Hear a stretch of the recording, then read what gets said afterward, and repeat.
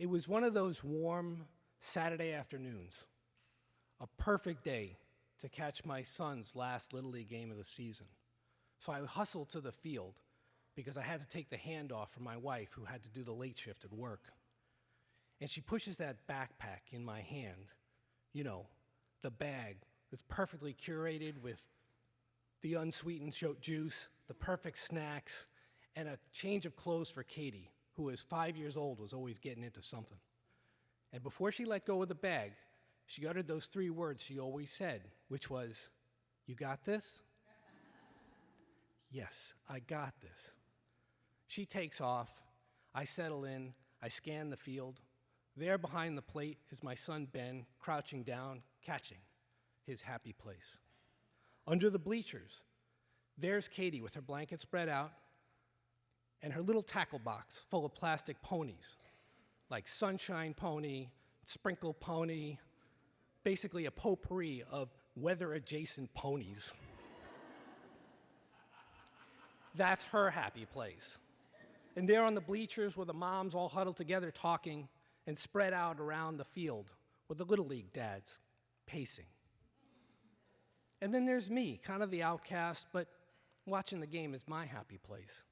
And what a game it was. These kids were battling it out. Each inning, they're passing back runs, there's great hitting, great pitching, and it all comes down to that last inning. It's the bottom of the 6th, and my son's team is up. There's 2 outs, there's 2 men on, and when I say men, think boys.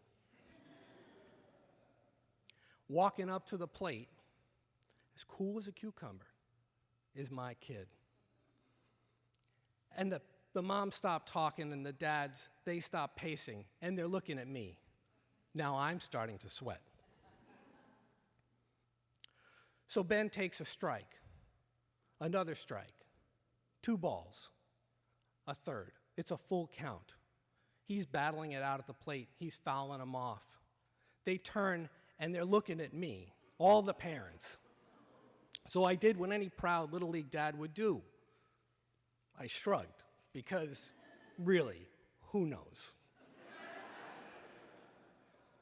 And then I hear the ping of the bat, and I watch that ball launch over the right fielder's head. At this age, that is a home run. The first kid scores.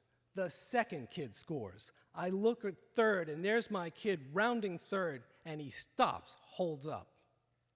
I look out to right field, and somehow that kid corralled the ball and made this amazing throw to the shortstop, who bobbles the ball for a couple of seconds. My kid takes off for home. He slides, there's a throw, there's a play at the plate. He's safe. The little crowd erupts, and I turn to look for my daughter to see if she is as proud of her brother as I am. But all I saw was an empty blanket and a bucket full of ponies. So I got this. I start scanning the field, and I'm looking for her, and I don't see her. I get up, and I make my way over to this hedgerow behind the backstop where sometimes she'd go exploring.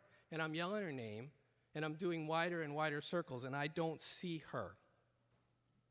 And one of the moms, she runs up to me, and she says, "Where's Katie?" Because moms kind of know this thing. And I said, "She's got to be here somewhere," while I was actively suppressing visions of panel vans and puppies. And she says, "Well, did you check the porta potty?" And I'm thinking, she'd never go in there, not unless it was an emergency. But I run to the porta potty, and I'm banging on the door, and I'm yelling, "Katie, Katie," and from inside, I hear, "Yeah?" My heart starts beating again, and I give a thumbs up to the mom. And I said, "Are you okay?" And she said, "Yeah." I said, "Well, okay. Well, when you're done, I want you to come find me, okay?" "Okay." A few minutes later, I feel this tug on my pants. And I look down, and Katie doesn't look so good. And I said, "You want to go home, kiddo?" And she didn't say anything. But she takes me by the hand and walks me around the back of the porta potty and points to the ground. And there in the dirt is what I can only describe covered in this half blue, half brown sludge, a plastic toy that I would label a My Little Poopy.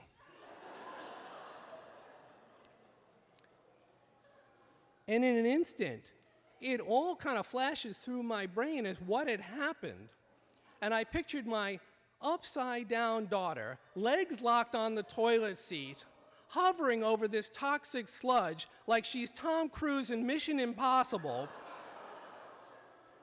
And I bang on the door, startling her, and I realize I could have killed my daughter. I could have killed my daughter. And so in that I got this kind of way, I kneeled down and got eye level with her, and in a calm voice, I said, "Katie, what the fuck were you thinking?"